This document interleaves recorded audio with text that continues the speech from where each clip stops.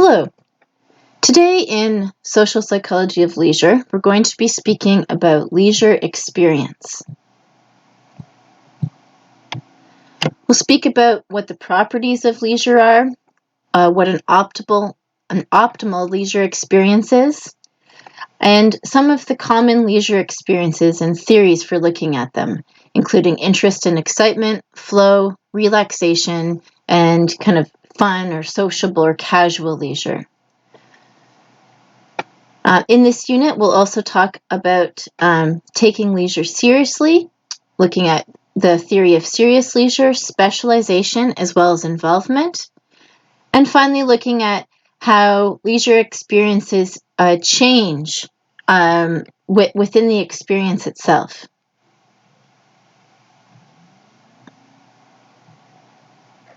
So there are very many different properties of leisure. First is emotions and moods. The affect component. So it's usually seen to vary along a positive to negative dimension, and most frequently is measured when studying the experience of leisure. And of course, generally we view leisure as being associated with positive moods and emotions. Then there's arousal, activation, and relaxation. So these are feelings of mental and physical activation or arousal, and they vary in intensity. So it could be like alert to drowsy, active, passive, energetic, tired, or excited and bored. There's also the cognitions as a property of leisure. So these are your ideas, beliefs, and thoughts. Only a few studies have really examined that, but it's really like what people are thinking or imagining in a leisure experience. Then is time duration.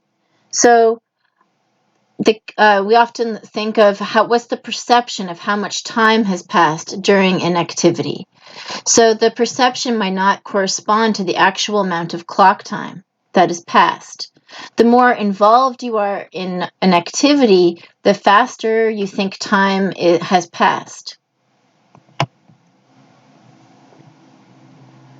We also look in research at concentration, focus of attention, and absorption.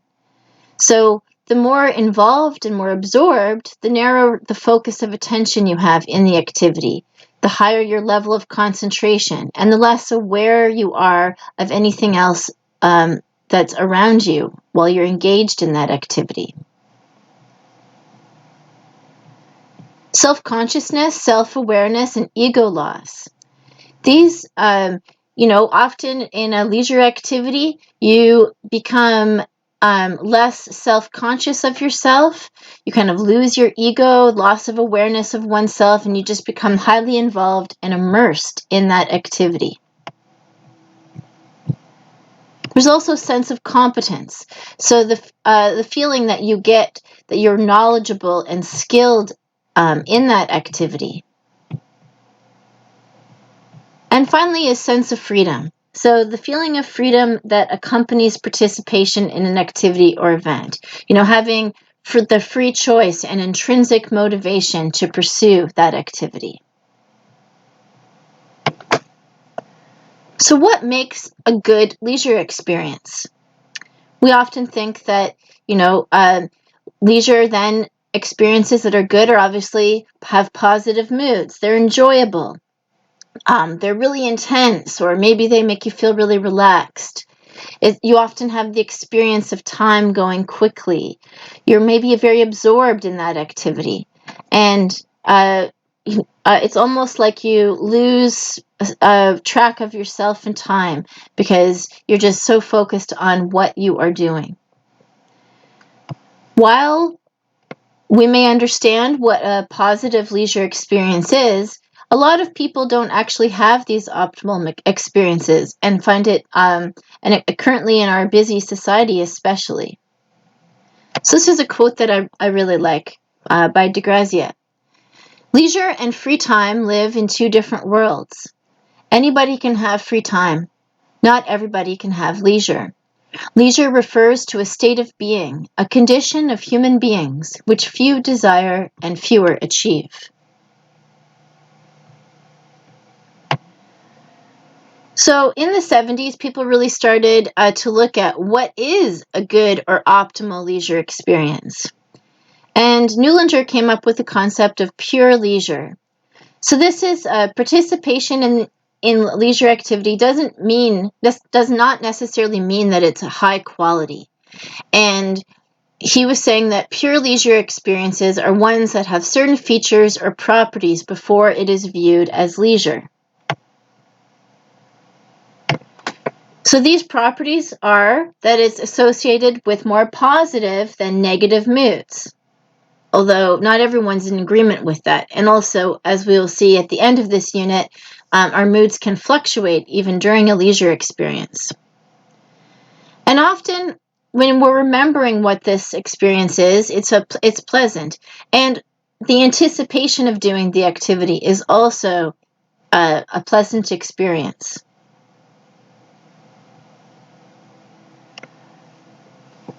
Often, good leisure experiences lead to an optimal experience.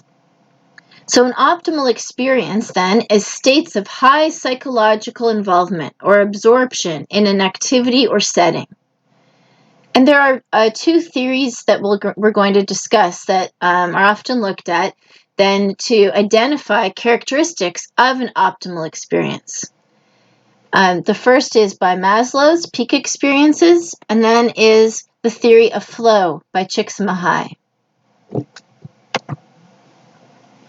So peak experiences are moments of highest happiness and fulfillment. While they do not have to be in a leisure experience, they often are. They're often achieved through the natural experiences in nature, aesthetic perception, creative movements, intellectual insight, orgasmic experience, and athletic pursuits. So it's often then in activities that are very highly involved. The other theory is flow. And flow is these episodes that are optimal, that provide intense, absorbing experiences that challenge, that match skills, participant skills, as well as their challenge, and often where people lose track of time and awareness of themselves. And we're going to discuss more about flow in shortly.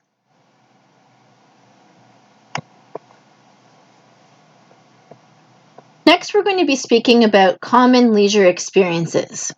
This includes interest and excitement. We'll then dive deeper into flow, and then relaxation, and finally, the fun sociability casual leisure theory. So what is interest?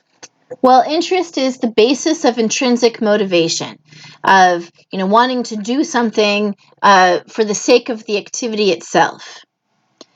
And it follows the course of optimizing one's operating level of arousal. So interest is really when you're aroused to do a specific behavior. Excitement is raised arousal. So it is when arousal is extended to upper levels, just short of anxiety and fear.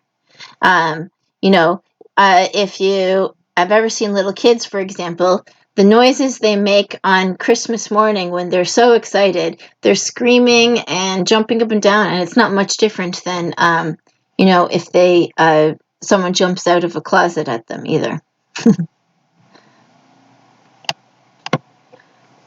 So we all have a need for an optimal level of arousal. And so people, it's a need for novelty, variety, and change. And everyone is different, though. Every person has an ideal level of arousal that they are comfortable with. And we're continuously seeking to maintain this level. The behaviors we do and the activities we participate in are in part chosen due to the different levels of arousal that they produce. So this is Ellis's model. I apologize for the poor scanning of this, but it's the best I could do.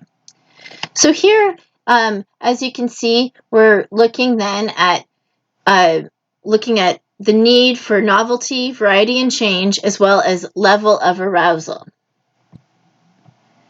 So the need for novelty, variety, and change can vary from low to high.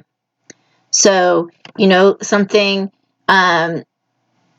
if you want to, you may be someone who wants to do things that are more routine or more common, or you may be someone that has a greater need for variety. Then we all have a need for arousal. Again, this is different for different people, and it ranges from low to high, and might even vary within the course of the day or week or season. And so when your optimal level of arousal is matched with the need for novelty, variety, and change, then you have this optimal level. And so what the theory is saying, and that we are always trying to choose behaviors or activities that keep us in this optimal level. So if a person is below their optimal level of arousal, meaning that you're feeling like kind of bored, wishing to do something, that kind of anxious feeling of idle, feeling idle, you seek opportunities that will increase your level of arousal. So activities that are novel, challenging, or uncertain. Think of after a long week of perhaps studying and going to work, we often seek then more arousing activities like Friday night or on the weekend. You might play a new sport. You might hike a harder trail. You might learn a new crochet stitch, something that is keeping you more stimulated. In contrast, if you're above your optimal level of arousal, let's say you've been to a concert and, everyone's been dancing and singing. You've had an awesome time, but you've been very stimulated. So often people then seek opportunities to decrease or reduce their level of arousal. So activities that are relaxing, familiar, or unstimulating. And this can also be like when you're feeling stressed. So if you're above your optimal level, you might seek activities such as like reading a book or going for a leisurely stroll, listening or playing music, yoga, things that are more calming in arousal level. Too much or too little arousal is unpleasant for people. And so I want to state that we can apply this theory then in therapeutic settings. If you have a client that appears to be too aroused, you would do activities to reduce that level of arousal. If the client appears anxious due to boredom, then you would do something that was more stimulating activities to increase that level of arousal. So understanding that everyone needs to be in their optimal level of arousal, and this can also fluctuate, and understanding that you can apply that, to your own life as well as in helping others.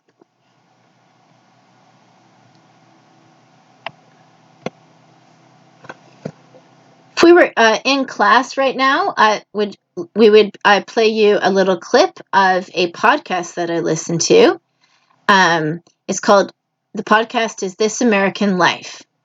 And This American Life has been, it's been over, I'm not sure, it's 20 years old, I think.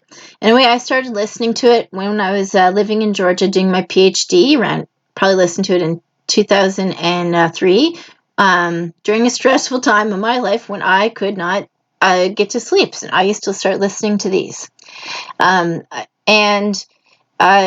This one in particular is Meet the Pros. And if you can imagine me listening to this, and all of a sudden my favorite program, all of a sudden starts speaking about Csikszentmihalyi and the theory of flow. And of course, being a geek, I was extremely excited. So I have this clip posted on the course shell, and you can listen to it. You just need to go to the specific start time, and it's only about 9 minutes. It's a story about David Radkoff, who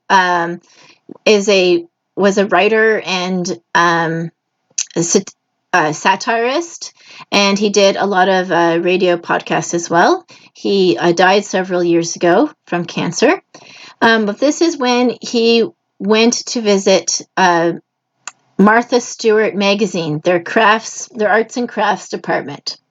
And in this, then, he speaks, they describe this experience of flow. So I encourage you to pause this video now and take a listen to that. So, as I've already mentioned, flow is episodes that are intensely absorbing. The challenges match skills, and it's characterized by several other kind of psychological characteristics. The theory of flow has this model. The model provides insight in how the activities of everyday life come to be invested with meaning and experienced as optimal.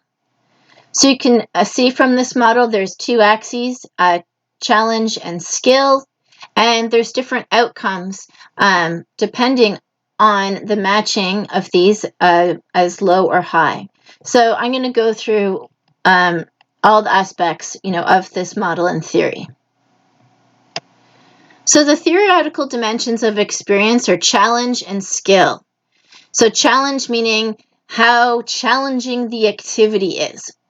Is it basic level or is it advanced or expertise? And then also the skill level of the participant. So do you have high skill? Are you, an elite athlete, for example, or low skill? Are you, at the, just learning that activity?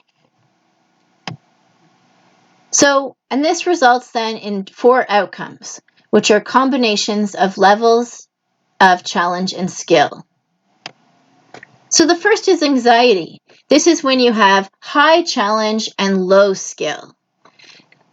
Think of a time maybe when you have been in a situation, maybe you were trying to keep up with your friends or do something, and you realized that your skill level was not the same, and you've perhaps you're, climbing something or going on a hike, and you realize that it's very challenging for you. This experience then can produce anxiety. And this anxiety can also detract people from continuing to participate. For example, I had a friend who had joined a yoga class, and it was a yoga class for beginners. But in that class, they started doing headstand poses and quite all these very advanced moves, and it seemed like the other participants were able to do it. And she was not, and the instructor wasn't very encouraging either.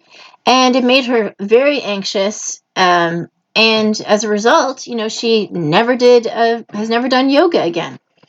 So, and especially in children then, these anxious moments when they're in a situation that is above their skill level can really have an impact even on their desire to continue participation in that activity. Then we have boredom. So this is when you have fairly high skills but you've got, a low challenge. And so you have boredom. You're obviously, you might not be fully invested in the activity. And an example I think of is, playing cards with my children. We're still at a go fish stage. And and even with some board games and that sort of thing. So when I'm playing those activities, I'm obviously there. I'm having a nice time with my children as a family, but my mind is still able to think. I'm making a list of groceries in my head, doing my to-do list for work the next day, etc. And so I'm obviously not fully engaged and thus have boredom.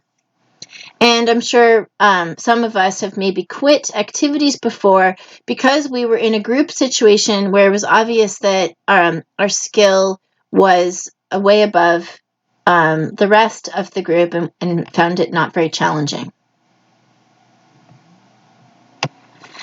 Ideally, then, we have the matching of challenge and skill.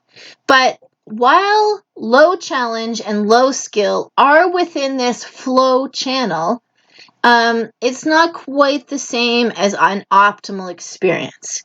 You get apathy. So apathy is, when you don't have much interest or enthusiasm in that activity. And, you can also think of a lot of passive activities that do this, for example, watching television. Low skill, very low challenge, you're just have a couch potato feeling about it. And there could be other activities that you might do. You know, um, for example, yesterday I was making cards for Thanksgiving, to send to grandparents and such. And, I enjoyed myself, but it wasn't very challenging. It also required very little skill. I had enjoyment. It was still leisure to me, but it was not an optimal experience.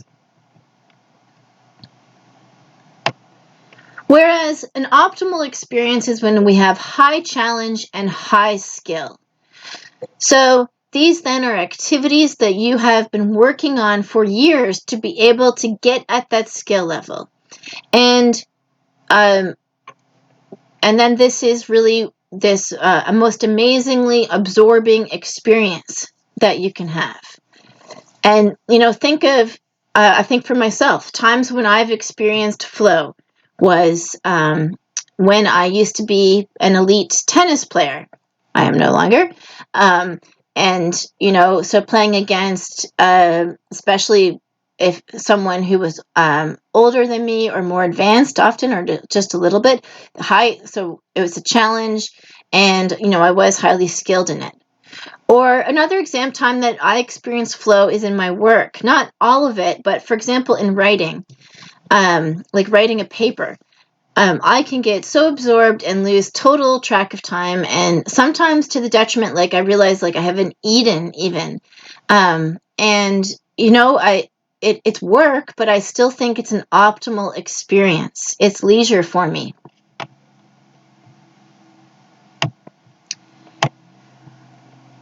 We can use this model then and apply it to helping people or ourselves.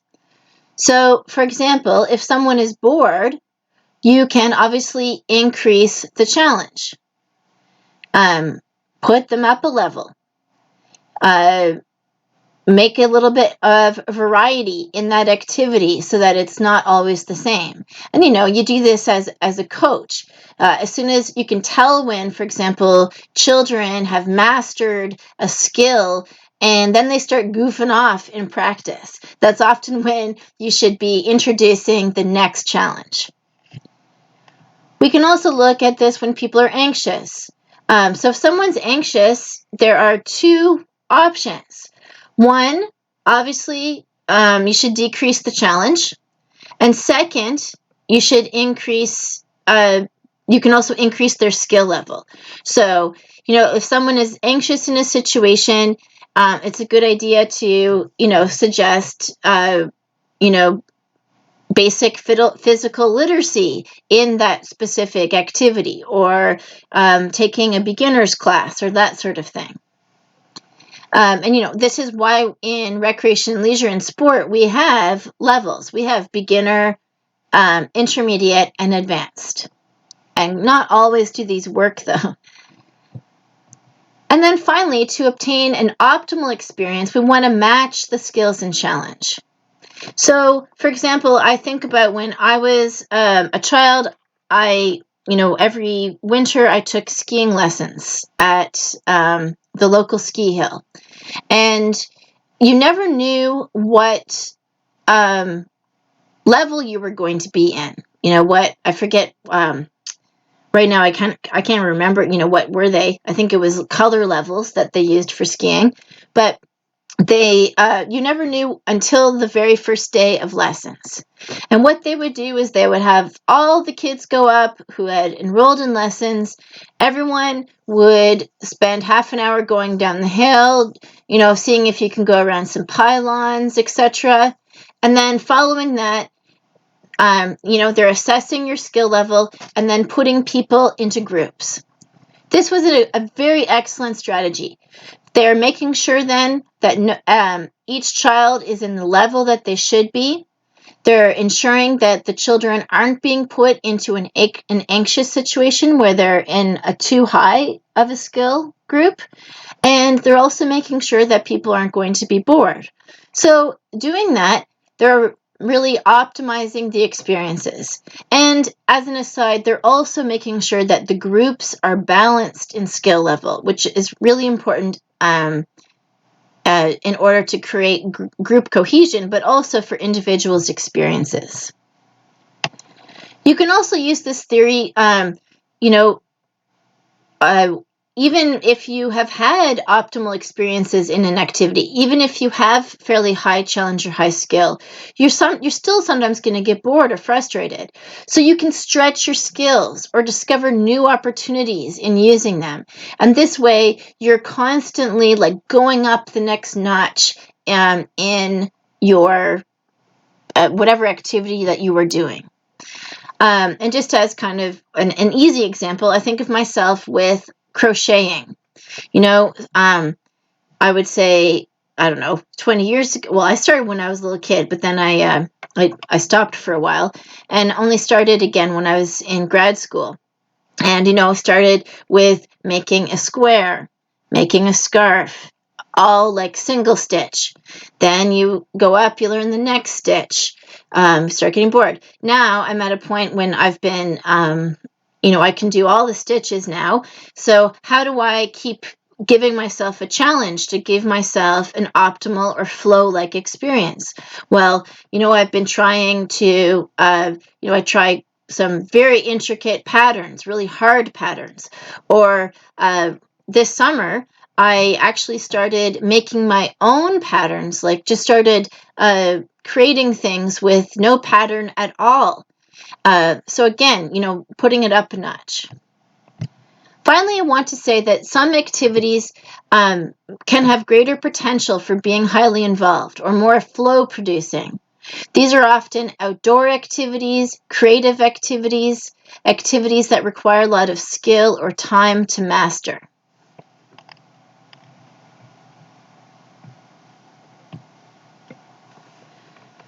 So now we'll talk about the characteristics of flow.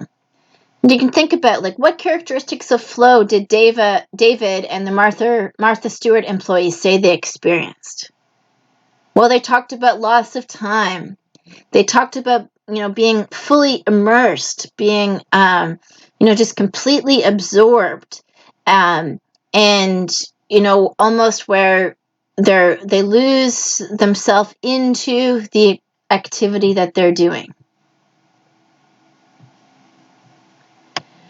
So the first characteristic of flow is centering of attention, meaning that you're focused on what you're doing at hand. Think of when we were talking about experimental designs, I told you about Manel's study, and the way he measured the people's optimal experience was how much did they notice about the waiting room that they were in.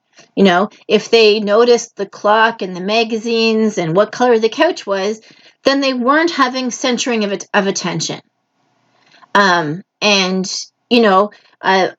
when you're in a flow-like experience, for example, in a sport, you don't even see who the fans are. It's like a blur, like you're in a movie. Then there's also transitoriness. So this is, feeling like almost like surreal, or like you're being transported into this experience. Richer perceptions. So you can smell things more clearly. You're on a run and you're having flow. You can smell the blossoms. You hear all the birds. You feel the wind on your skin. And it's an intense experience. You also have loss of ego loss and absorption. So, you're not really thinking about yourself. You're not thinking about what you look like, if your clothes are fitting properly, or, if your hat's on proper. You're in the experience. You have disorientation in time and space. You feel, you have no idea how much time has happened. And I've had this before, when I think I've probably been doing something for like 2 hours, and I look up and see it's been, 4 hours.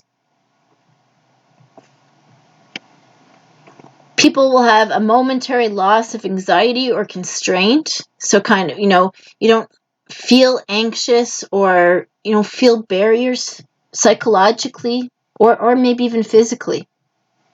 And finally is the concept of enjoyment. So obviously it's a pleasurable experience associated with positive mood.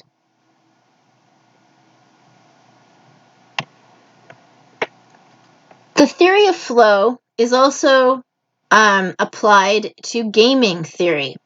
So when I was in social psychology courses in grad school, there was, one person who was in computer science and studying this from a gaming perspective. There was other people who were looking at it from a marketing perspective or business perspective. So basically, how do you get people to want your product? Or in the gaming world, it's basically, how to get people to keep gaming. And so the theory of flow can be used for good or for bad. And gaming is using this theory to make it addictive. So when I was doing my PhD in the early 2000s, a friend of ours gave us an old Nintendo.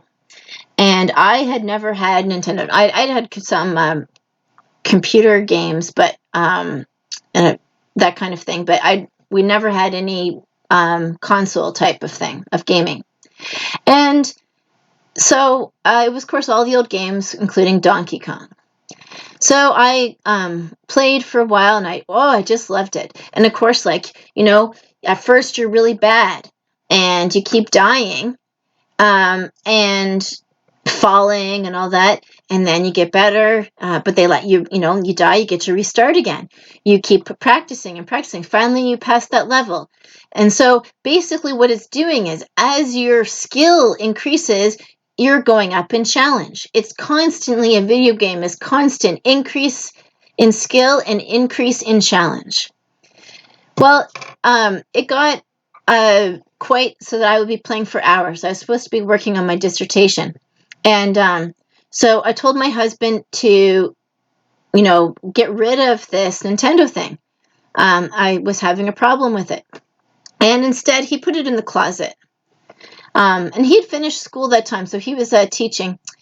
And so every morning, he would leave to go to work, and I would go into the closet, take out the system, set it up, play for the whole day. And I mean, maybe like 4 to 6 hours. And then before he came home from work, I would put it back. And anyway, of course, I was, wasting time, being unhealthy. I had eventually to go to physiotherapy and massage because I had like Nintendo thumbs. And I obviously had an addiction to Donkey Kong. Ironically, as I'm writing my dissertation on leisure and well-being, I have experienced the addiction of leisure and the concept of flow.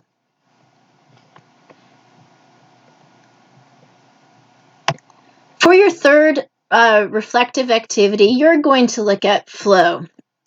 I would like you to informally interview someone about their experience of flow during participation in a leisure, recreation, or even work experience. This can be roommate, friend, family member, colleague, obviously social distance, but you can just speak on the phone. These are some questions that could guide you for the interview. For example, you might ask them, have you ever experienced participating in an activity when you're so absorbed that you lose track of time or awareness? How did you feel when you were participating? What motivated you to participate? Did this contribute to your personal growth, etc.?